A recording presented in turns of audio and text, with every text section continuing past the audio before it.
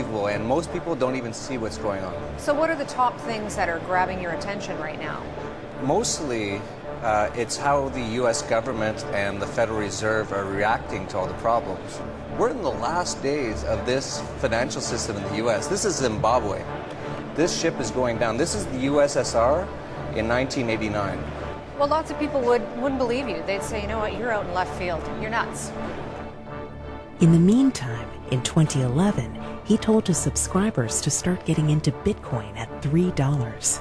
It soon went to over $200, and he was called crazy yet again. Joining us now is the chief editor of the Dollar Vigilante, and he's a Bitcoin entrepreneur, Jeff Berwick. Jeff, welcome back. Thank you, sir. Let me get this clear here. Your side of the Bitcoin story is that you put out, or you want to put out, ATMs. So you're the point of contact where I put in my US greenback dollars and I get back Bitcoins. Is that correct? That's correct. I'm sure that in the past week people have said to you, Jeff, it's a scam. Answer the question. After Bitcoin rose from $100 in April, it rose to $400 by November. Bitcoin's a new evolving currency, and because of that, and it's a very small market. The total market cap of Bitcoin is 1 billion. So we're only back to where Bitcoin was at the start of this month, so it has been quite volatile. Since that time, Bitcoin rose to over $1,000 and is now back below $500, but has been very volatile, as he warned. Well, it started the year at 15, so it's very volatile. It's very small, and so people are really trying to gauge if this is going to become a real currency. If it becomes more and more used as a real currency, it will continue to go up as demand goes up. Now, however, he is making his latest, most dire prediction. He is calling for a major disruptive event in not only the markets, but possibly in politics, the money system, and your way of life. All to come possibly as soon as September 15th, 2015.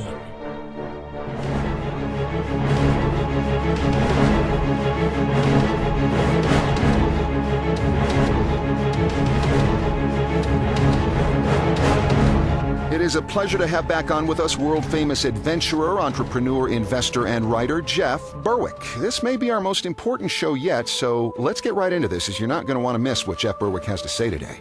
And, Jeff, you've never been shy about telling people your opinions, but your latest pronouncement may be your boldest yet. Yeah, it is, but I really think now is the time to be bold. I found that most people don't know about this information, and I think it needs to be shown the light of day. I guess I should start by saying that I've never made such an exact short-term prediction, but when people see the evidence I've uncovered, they'll understand why I believe a massive event could happen as early as this September. Give us some background on how you came to this conclusion. Well, it started out quite simply. In 2010, I stated that the US dollar would collapse within the next decade. To me, the path was quite clear. You just look at the total debt of the US government, now at $18 trillion, and its growth, and you can see where this is headed.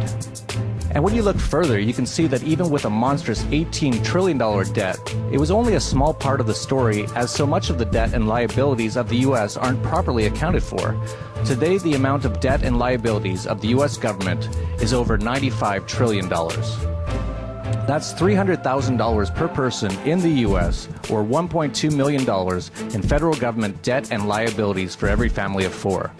I'm sure you remember the Great Recession or the financial crisis of 2008. It was very bad.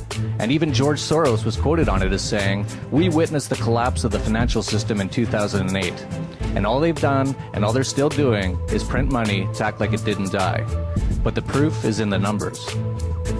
In 2008, the Federal Reserve announced something they had never done before. They called it quantitative easing. But what it really is printing never-before-seen amounts of money.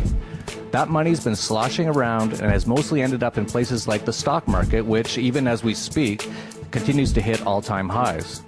At some point, though, this money printing game has to stop, and the rest of the world knows this is a certainty. And in response, countries around the world have begun to move away from the dollar. China's begun their own bank transfer system, which is the first international payment system to compete with the US dollar-based SWIFT system. There's a worldwide move away from the dollar. They're trying to rush it out to be completed by, of all dates, September 2015.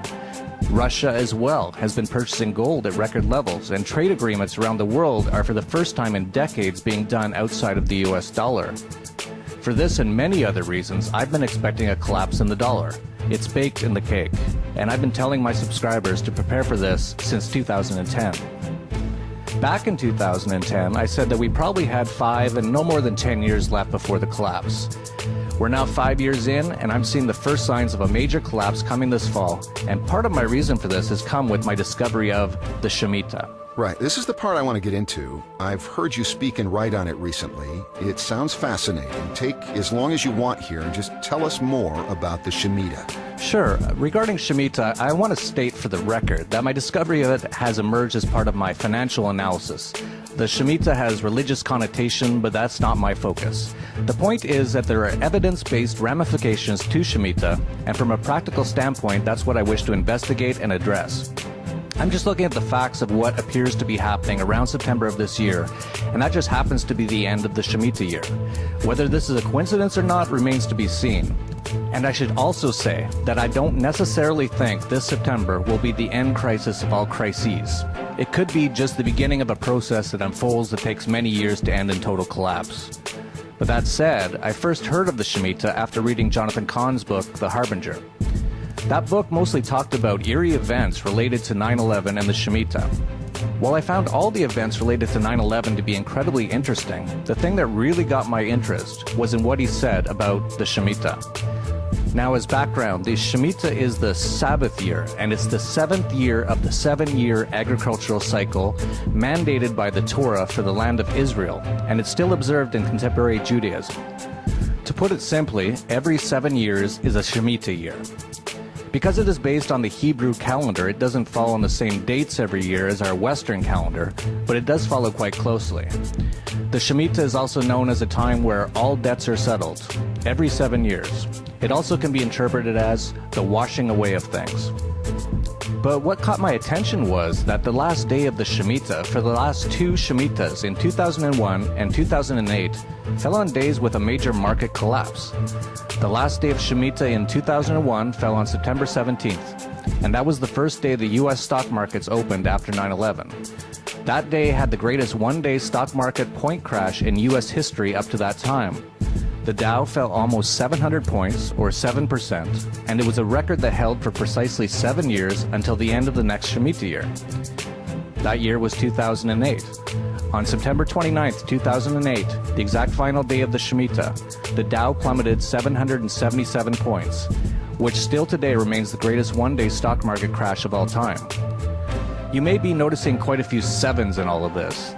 As well, on that day, it was the only known day on the New York Stock Exchange where the opening bell wouldn't ring. You're watching CNBC's Squawk on the Street, where the opening bell should have rung 5 seconds ago, but has not. I don't know whether we actually need the bell to start trading. Hold on. There is a little bit of a consternation down here about there being no bell. All right. Our market reporters are standing by. Bob Pisani, have you ever seen anything like no bell? Yeah, that's a little strange here. But I then decided to go back to Shemitah years since 1900, and I was very surprised at what I found. 1917 was a Shemitah year. 1917 marked the year that the U.S. entered into World War I, and soon after, the Russian, German, Austrian, and Turkish empires had collapsed. Remember, the Shemitah is a time of washing away. 1930-1931 was a Shemitah year, and certainly wasn't a good time to be in the markets. From the beginning of the Shemitah year until the end of the Shemitah, the market dropped 50% from 200 to 100. And then after the final day of the Shemitah, the market dropped another 50% to below 50. Now, the next major Shemitah was in 1937 to 1938, and if you were in the market that year, you'd have lost nearly 50%. But, more importantly than the stock market during that Shemitah year, was what was going on in the world. During the Shemitah year in 1938, Germany began foreign aggression and seized Austria and Czechoslovakia. The World War that began in 1938 finally ended in September of 1945, nearly on the exact same day as the final day of the Shemitah. Countless empires and countries were left devastated by that date, again, a washing away, if you will.